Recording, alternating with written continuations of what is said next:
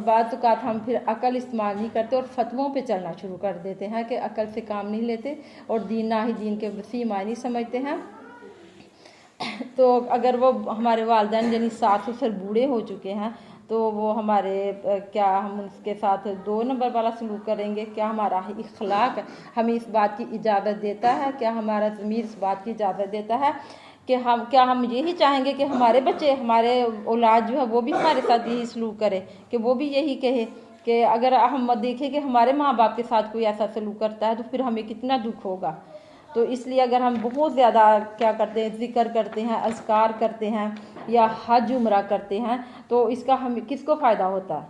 हमारे अपनी ज़ात को होता है, किसी को कोई फ़ायदा नहीं होता। हमें अपना ही ये हमारा ज़ाती फ़ेल है। लेकिन इसके अलावा भी अल्लाह ताला ने हमारे ऊपर कुछ हकूक़ रखे हैं जिनको निभाना बहुत ज़रूरी होता है। जब तक हम उनको सही तौर पर नहीं निभाएंगे उन हकूक़ को, हमारी इबादत हमें पूरी तरह जो है वो फ़ायदा नहीं देगी। हम कितना ही इबादत कर लें, जब हमारे हुकूकुल इबाद ही पूरे नहीं हो रहे तो फिर हुकूकुल्लाह जो है वो हमें कोई फ़ायदा नहीं देंगे। क्योंकि इबादत एक चैप्टर है जिसको हम हुकूकुल्लाह कहते हैं, वो एक अलग भाग है, एक अलग चैप्टर है, और दूसरा जो है वो हुकूकुल्लाह है। तो वो दूसरा चैप्टर है, उसको निभाना भी बहुत ही ज़रूरी है। मतलब अगर आप सब लोग अब यहाँ पे माशाल्लाह से अल्हम्दुलिल्लाह कुरान पढ़ रहे हैं, ठीक है, आपने बहुत अच्छा वैसे भी पढ़ा होगा, कहीं पहले भी किसी ने पढ़ा होगा, तजवीज़ से पढ़ लिया, बहुत अच्छा उसको हिफ्ज़ कर लिया, उसका तर्जमा पढ़ लिया, तफसीर पढ़ ली, तो इसका फ़ायदा जो है वो किसको होगा? हमें होगा ना, जिसने पढ़ा उसको ही होगा और किसी और को नहीं होगा। ये सब आपने किसके लिए किया? अपने लिए किया। ज़ाहिर है किसी के लिए नहीं किया कि मेरे अमाल अच्छे हो जाए, मुझे जन्नत मिल जाए, मुझसे मेरा रब राज़ी हो जाए। लेकिन अगर आप अपने फ़ायदा आपने ये कि या आप ये से समझते हैं कि मेरी ज़िंदगी में बहुत बड़ी तब्दीली आ गई है कि मैंने कुरान पढ़ लिया, अब मैं बड़ी आलमा फाजला बन गई हूँ, अब मुझे कोई कुछ कहे मैंने बस पढ़ना ही पढ़ना है, मैंने बस इबादत ही करनी है, उसके अलावा मुझे कुछ पता नहीं है। तो ये जो है बहुत बदल चुकी हूँ मैंने जब कुरान पढ़ लिया। यानी कुरान पढ़ने से इंसान वाकई बदल जाता है, दिल बदल जाते हैं, इंसान के अखलाक बदल जाते हैं।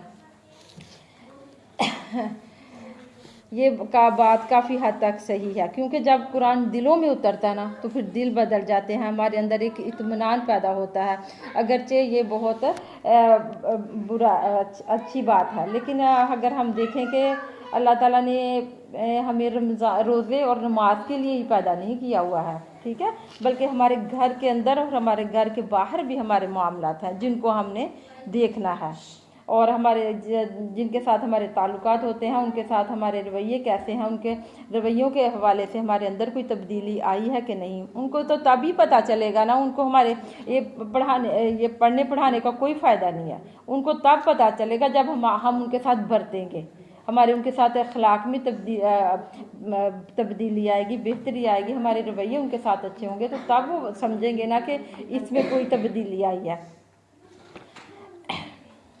हम तो वालिदैन के साथ हम क्या करें, बच्चों के साथ हम क्या करें, हमने अपने शोहर के साथ कैसे रहना है, अपने शोहर के रिश्तेदारों के साथ कैसे रहना है, तो फिर हमारी जो है ज़िंदगी में हमारी ज़िंदगी में क्या कमी रह गई है, लोग आपको इससे अच्छा नहीं समझेंगे। आपने कुरान हिफ़्ज़ कर लिया, या आप तहज्जुद गुज़ार हो गई हैं, या आपने इतनी तस्बीहात पढ़ ली, इतना जिक्र कर लिया, इतना कुरान पढ़ लिया, इतनी वो दुरूद शरीफ पढ़ लिया, लेकिन आपको हकीकी दीनदार लोग तब समझेंगे जब आपका मामला उनके साथ अच्छा होगा, आपका रवैया उनके साथ अच्छा होगा, जब आप उनके हकूक़ अदा करने वाले होंगे। और ये बहुत सारे हकूक़ हैं, तो इसी सिलसिले में जो सिला रहमी है वो सबसे पहले आती है। हमने उनके साथ जो है अपने रिश्तेदारों के साथ अच्छा सलूक करना है इंशाअल्लाह ताला। फिर नबी सल्लल्लाहु अलैहि वसल्लम ने फरमाया कि आपस में एक दूसरे को तोहफे तोहफ़ दिया करो, इससे मोहब्बत बढ़ती है। अब ये तोहफ़ा ये नहीं है कि मैं सोचूं मेरे पास बहुत पैसे होंगे क्योंकि मैं महंगा ही तोहफ़ा देना है मैंने उसको, या फिर कोई गोल्ड का तोहफ़ा दूंगी तो तभी बात बनेगी। कोई मामूली सा तोहफ़ा भी हम उसको किसी को दे सकते हैं, अपने रिश्तेदारों को। हत्ता कि कोई अच्छा खाना बना हुआ है हमारे घर तो वो भी उनको भेज के हम उनके साथ सिला रहमी कर सकते हैं, सिर्फ अल्लाह की खातिर। और ये जो करना है सिर्फ अल्लाह ताला की खातिर करना है, बगैर किसी लालच के सिला रहमी करेंगे तो उसका बेहतरीन अजर हम अपने अल्लाह रब्बुल इज़्ज़त के यहाँ पाएंगे। अब आज हम आज यही सब गिला करते हैं कि मैं तो सबके साथ अच्छा सलूक करता हूँ, मेरे साथ ही कोई अच्छा सलूक नहीं करता है। रसूलुल्लाह सल्लल्लाहु अलैहि वसल्लम के पास एक शख्स आया और उसने कहा कि या रसूलुल्लाह, मैं अपने रिश्तेदारों के साथ अच्छा सलूक करता हूँ, लेकिन वो मेरे साथ बदले में बुरा ही सलूक करते हैं। मैं जब भी उनके साथ अच्छा सलूक करता हूँ वो मेरे साथ बदसलूकी करते हैं, मैं उन्हें देता हूँ वो मुझे महरूम रखते हैं। तो आप सल्लल्लाहु अलैहि वसल्लम ने फरमाया कि अगर वाक़ईतन ऐसा है जैसा कि तू कह रहा है कि वो तेरे साथ बदसलूकी करते हैं, तो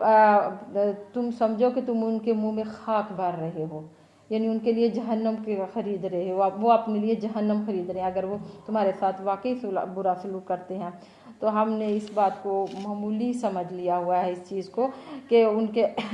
जब तक तुम ऐसा करते रहोगे, रसूलुल्लाह सल्लल्लाहु अलैहि वसल्लम ने कि जब तक तुम ऐसा करते रहोगे उनके मुंह में खाक ही बढ़ते रहोगे।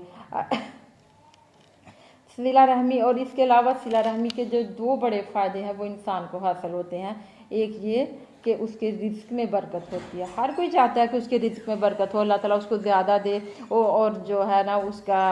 आखिरत भी अच्छी हो, रिज़्क में इजाफा हो और उम्र भी बढ़े। उम्र के लिए हर कोई चाहता है कि उसकी उम्र बढ़ जाए, दुनिया से कोई भी नहीं जाना चाहता। लेकिन इसके लिए जो नुस्खा बताया हमारे नबी सल्लल्लाहु अलैहि वसल्लम ने, वो नुस्खा क्या है, वो भी सिला रहमी है कि जो शख्स ये चाहता है कि उसके माल में इजाफा हो और उसकी उम्र में भी बरकत हो तो वो सिला रहमी क्या करे। सबसे कन्फर्म बात जो है वो अल्लाह ताला की बात है और अल्लाह रब्बुल इज़्ज़त ने हमें अपने नबी के ज़रिए ये बात बता दी है और उनमें से समझाई है। उनमें से ये है कि अगर आप चाहते हैं कि आपकी उम्र में बरकत हो, आपके रिज़्क में बरकत हो, तो उसे चाहिए कि वो सिला रहमी करे। जबकि हमारे यहाँ रिज़्क में इजाफे के लिए रिश्तों को तोड़ा जाता है। यही जो होता है ना, सब चाहते हैं कि कोई किसी से ना मिले, कि मेरे पास कोई मांगने ही ना आ जाए, तो हत्ता के सगे बहन भाइयों को तोड़ दिया जाता है। और बात तो इतने वो बदबख्त होते हैं कि वो एक दूसरे को कत्ल करने पर आमादा हो जाते हैं कि वो मर जाएगा तो मेरी बहन मर जाएगी, मेरा भाई मर जाएगा, तो जो पैसा है वो सारा मुझे मिल जाएगा और मैंने तो हमेशा ही रहना है ना, उसे पता मैंने हमेशा ही रहना है, मैंने तो मरना ही नहीं है ना, बाकी सब ने मरना है और मैंने ज़िंदा ही रहना है। तो इसलिए ये जहालत है, ये बेवकूफ़ी है, ये जो हमारे मुआशरे में आजकल चल रहा है, इसी सिलसिले में के तरीके के लिए जो रसूलुल्लाह सल्लल्लाहु अलैहि वसल्लम ने हमें समझाया है वो कतई रहमी नहीं है। यानी इस मसले के हल के लिए जो बताया है वो कतई रहमी नहीं है कि ये इसको मार देंगे, किसी को बहन भाइयों से रिश्ते ताल्लुक़ तोड़ लेंगे तो तब हमारे रिज़्क़ में इजाफा होगा। बल्कि हमारा अल्लाह ताला ने फरमाया है कि जो रसूलुल्लाह सल्लल्लाहु अलैहि वसल्लम ने फरमाया कि जो चाहता है कि उसके रिज़्क़ में इजाफा हो वो सिला रहमी करे। हालांकि ज़ाहिरी तौर पर तो हमें नज़र आ रहा है कि हमारे माल में कमी हो रही है, लेकिन हमारे नबी की जो बात है उस पर हमारा यकीन होना चाहिए कि हमारे नबी ने कहा है कि सिला रहमी से इस रिज़्क़ में बरकत होगी, तो फिर हमारा ईमान भी होना चाहिए कि सिला रहमी से रिज़्क़ में बरकत होगी। कतई रहमी करने वाला, नबी सल्लल्लाहु अलैहि वसल्लम ने फरमाया कि कतई रहमी करने वाला तो जन्नत में ही नहीं जाएगा, यानी जो रिश्तेदारी को तोड़ता है वो शख्स जन्नत में नहीं जाएगा, ना उस शख्स की दुआ कबूल होती है, उस शख्स की दुआ भी कबूल नहीं होती जो कतई रहमी करता है।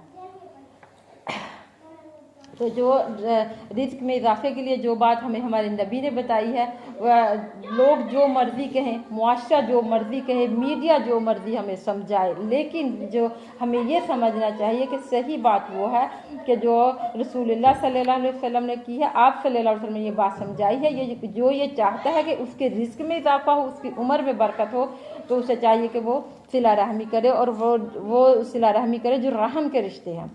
यानी जो हमारे सगे बहन भाई है। हम लोग आजकल इस तरह के हो गए कि हमारे बाहर के मामलात बड़े सही हैं, दूसरे लोगों के साथ हमारे मामलात बड़े अच्छे होते हैं, हम उनके साथ बड़े अच्छे तरीके से रहते हैं, प्यार से, लेकिन जो हमारे घर के मामलात अंदर हमारे बहन भाइयों के साथ वो हमारे जो है मामलात वो ठीक नहीं होते, उनके साथ हमारे रवैये ठीक नहीं होते। तो हमने इंशाल्लाह अपने रिश्तों को जोड़ के रखना है, अपने सिला रहमी करनी है और नबी सल्लल्लाहु अलैहि वसल्लम की हदीस को समझते हुए कि सिला रहमी से इधर रिज़्क़ में इजाफा होगा, उम्र में बरकत होगी और इंशाल्लाह ज़रूर सिला रहमी करनी है।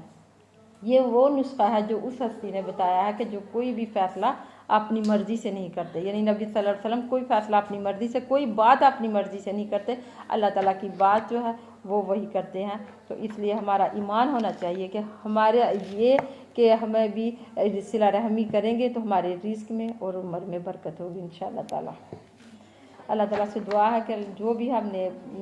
पढ़ा अल्लाह ताला उसको कबूल कर ले और आप सबका आना कबूल कर ले, आप सबके वक्त में बरकत डाले, आप सबसे राज़ी हो जाए।